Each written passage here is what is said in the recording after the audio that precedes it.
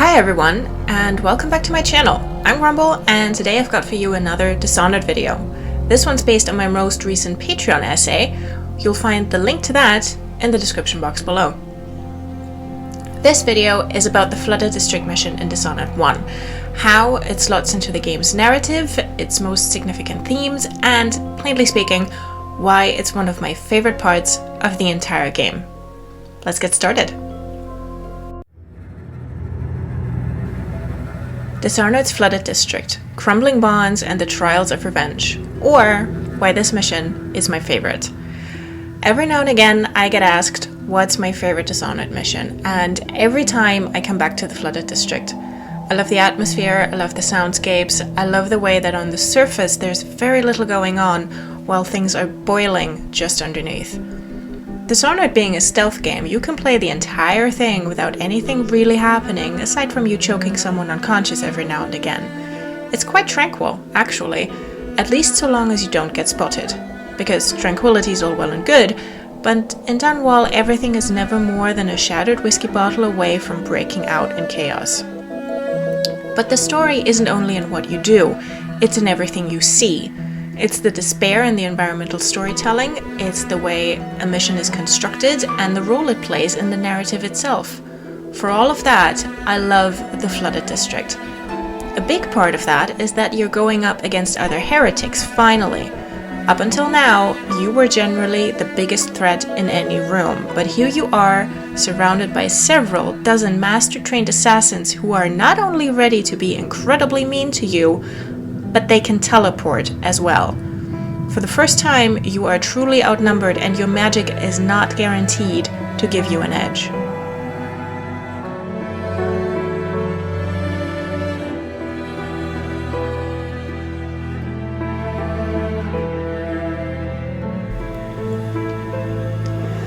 Another red thread that pulls itself through the game is obviously the element of masking, hiding Corvo's identity, committing more or less honorable deeds while hiding your face. There's 3 levels in the game where masks play a very important role. That's the High Overseer Campbell mission, the Boyle masquerade, and the Flooded District level.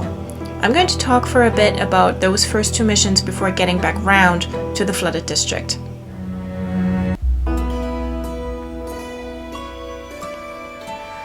At Holger Square, Corvo's literally fresh off the boat. He just got sprung out of prison and has been sent out on his first assassination mission.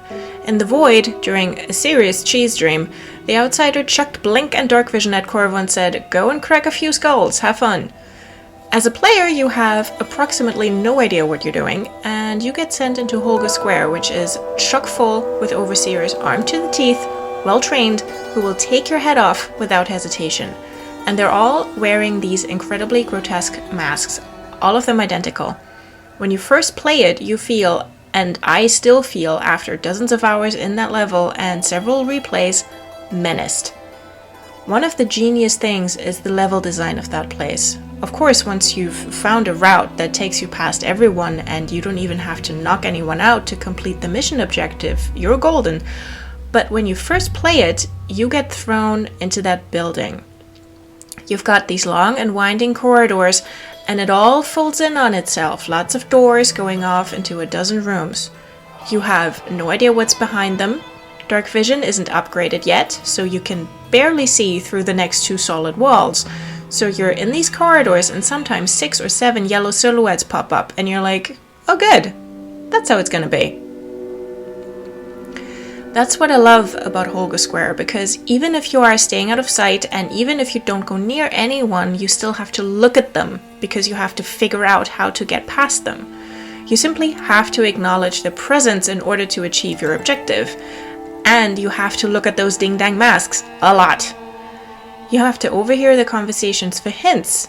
You don't know what you're doing, and even if you're lucky on the first go and stay out of trouble, it still feels like a mousetrap. The corridors are narrow, tight, and there's unnecessarily many blind corners, and you're just grateful for the lamps and any tall shelves that you can perch on and watch for a bit. The floor is lava. Holger Square teaches the player how to find the stealthy routes by paying attention to the environment and the verticality, but occasionally you have to get on the ground, slap bang in the middle of I don't know how many overseers who all look the same, so you can't even be sure whether the one that just passed you underfoot is the same one you saw 3 rooms down, or whether it's someone new. About masks and the Abbey of the Everyman. They are a faceless, righteous army. They have no need for a face, meaning no need for individual identity. In fact, each overseer is forced to leave behind their entire lives upon induction into the order. And so, because they serve the order, their function in society, their purpose is their identity. Who they are under the mask doesn't matter, not to the Abbey itself, nor to the people of Dunwall. The Abbey has one face, and all who serve it wear that face. And that's how Holger Square teaches you how to cut through the crap to get to your target, but also how to observe and learn which of these masked dudes is which, to be methodical and pay attention.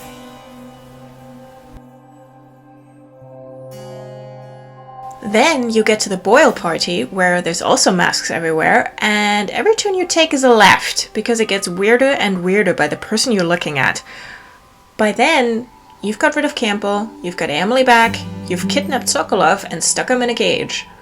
You know what you're doing, you've upgraded your powers unless you're running at flesh and steel, you know how everything works, you're halfway through the game, and if you've got Bunting's invitation, or, grab the one that flies down the road, you stroll on into that party and absolutely no one is the wiser. So you sign the guest book, and you're just standing there, hands on your hips, going, I'm not scared of any of you. How about that? You're not scared of the guests, nor of the couple of guards, please. The party has this element of social stealth to it. Usually, wherever you go, even when others are masked, your mask stands out. Corvo's mask always stands out. It puts a target on his back. At the Boyle party, masking is for fun, and as horrible as your mask is, it doesn't stand out. Some of the guests even make lusty comments about Corvo's mask being the same as the one on the wanted posters. Well done! They think it's a lark. They think some rich guy had it commissioned for shits and giggles. It's bad taste and judgment, and they think it's funny. The Boyle sisters having a guessing game going, which one of them is which underneath identical masks and dresses, are also taking advantage of their own social stealth. So you've got freedom to move among the guests and even your targets, but also the awareness that they don't know that they're the sheep and you're the wolf. They have no idea how dangerous this masked stranger is. And even when you're playing low chaos and leave them all alone and then do something absolutely despicable to one of the Boyle sisters, even then you've got this thrill of, you have no idea what I could do to you. Everyone wearing masks and acting above the law also evokes the time of fugue. That time literally between one year and the next, during which everything is permitted. Masking everyone means encouraging gossip and falsehoods. Everyone hates each other and will happily stab each other in the back with a smile. Anonymity means impunity, which these people enjoy anyway, but they will use any excuse to drive it to excess. Even having this party in the middle of a plague while the rest of the city is under strict quarantine, people are dying by the hundreds every day, well, that rings a bell, doesn't it? Everywhere else, you walk in and you're immediately in trouble. But here, you can move freely so long as you don't stab anyone. Stealing is fine. The other guests encourage you openly. It's almost relaxing. And then you come out of the party, and you've got the master key to Dunwall Tower, and your next target is Lord Regent Burrows. And you do that too, and it feels like the game might end there, but it's not over yet. It turns out that you were betrayed again. You've been poisoned and dumped in the flooded district. You're finally face to face with Dowd again, the murderer of the Empress, but you're in no fit state to fight him. Your gear gets taken away and you're up against a dirty dozen of assassins, again masked, all anonymous. And they have magic, same as you.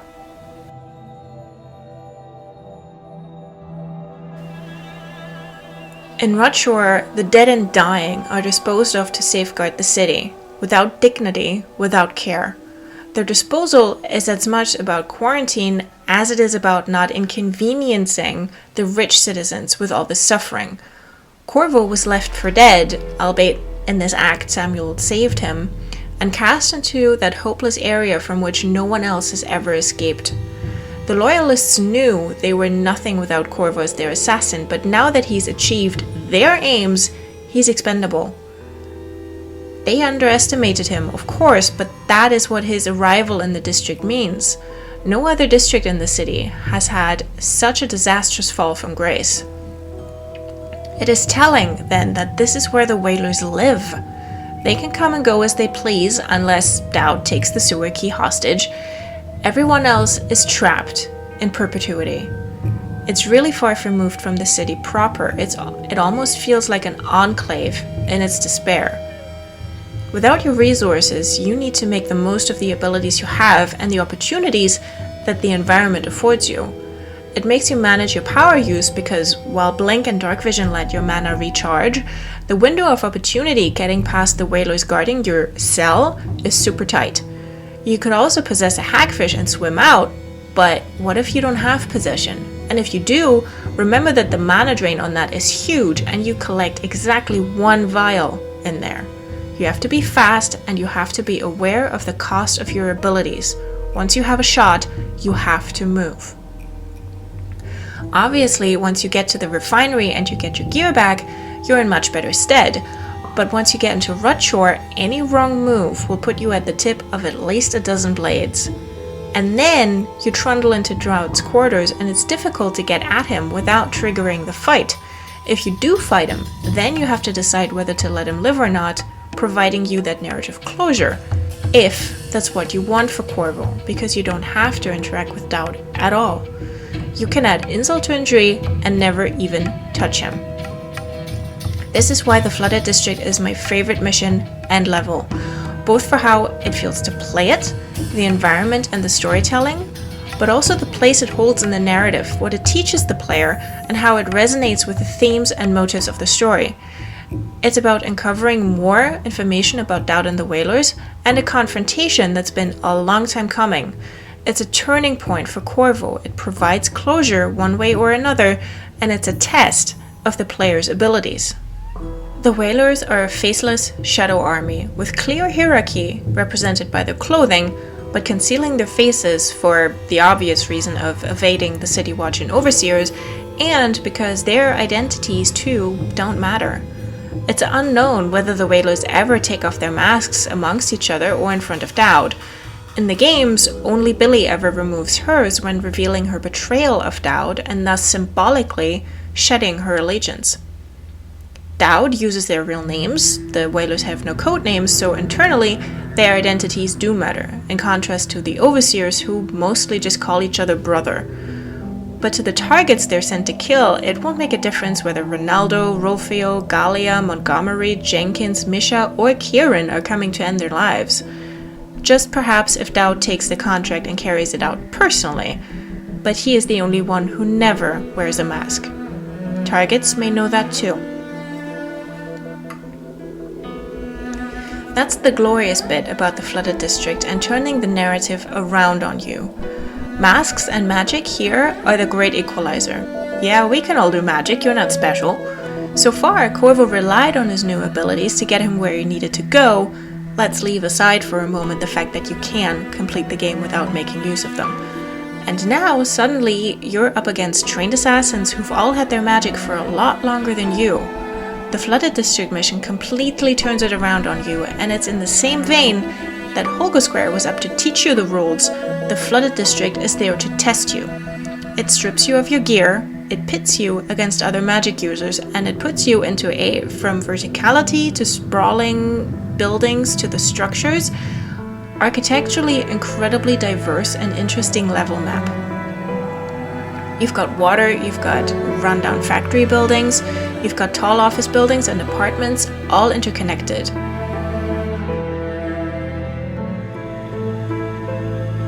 You get closer to Dowd's hideout, and there's Overseers dead and dying. One masked faction invaded the other, and the overseers lost. They were your first test, and here now is your second. The flooded district is also one of two locations that we see both from Corvo's perspective and from Dowd's. Both of them find things connected to the other, and they look at things through such a different lens. Their different abilities mean that the places they're in warp and bend around them, even though they're architecturally mostly the same. There's a line connecting their choices and the things that happen to them. Dowd's lethal or non-lethal choice is also the one with the least emphasis on poetic justice and revenge. You either kill him or you don't, but there's no elaborate scheme to dispense punishment that won't kill him. This is the turning point of the game, because this very simple binary choice continues for the following missions. The idea of revenge for Jessamyn's death ended with Burroughs. From here on out, it's about revenge for Corvo. And for Corvo, it's much less political and far more pragmatic. These decisions don't involve other people and their judgment, only his. Obviously, now whenever I play the mission, I lovingly choke out all the whalers, I put them in their beds, put a glass of water and an aspirin on their bedside table, and then I go and have a chat with their dad. That's because at this point, they're my little stabby magic children. But when you first play it, all you have is nothing in your pockets, a mask, and a couple of bricks. You're meant to be scared. Of course, you can walk in there cocky as anything, but it might just go wrong. But if you do make your way out of there, past a bunch of well-trained assassins and their hard-boiled egg of a leader, and then out of Rutshore, deal with Granny Rags if you fancy nearly drowning, back to the Hound Pit's pub, and there's guards and tall boys absolutely everywhere. But ideally, after all that, you're not scared of them either. Besides, the game gives you a big red button to put them all to sleep, conveniently. This bit is supposed to go quickly, after having an absolutely harrowing time. You pass the test, and at this point, really only your chaos rating cares whether you turn them all into crispy bacon. Now, let's come back to the mask. You don't stand out at the Boyle mansion, whereas everywhere else it marks you as the threat. Functionally, that's why King Sparrow Island is very interesting, because everyone knows who's coming, and they know exactly who's under that mask. But Corvo still wears it, and I believe not just for the lenses. He keeps it on when speaking to Havelock in low chaos and to the others in high chaos. Before, the only people who knew him without his mask were the loyalists at the Hound Pit's pub, because they were not a threat. While out in the city, perhaps the mask gave Corvo a way of separating himself from his actions as the royal protector turned masked felon. But when he comes back from the flooded district, he doesn't take the mask off either, because he's uncertain who he can trust. The pub is not a sanctuary anymore. Everyone's potentially a threat at that moment. At the very least, everyone is now part of the mission.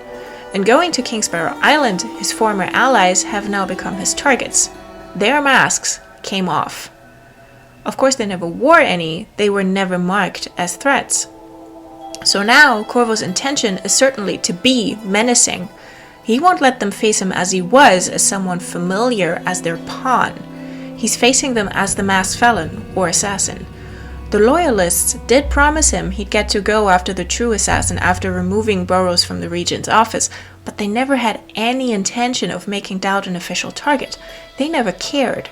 And now, they themselves are the marks. In the Overseer Campbell mission, the mask is new. It's grotesque. It's necessary. It serves a purpose.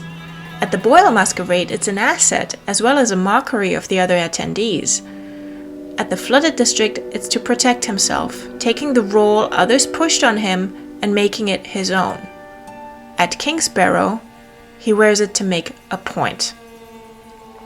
And all of this hinges on the flooded district being the turning point of the game. For the story, for Corvo, and for the players. That's why it's my favorite Dishonored level.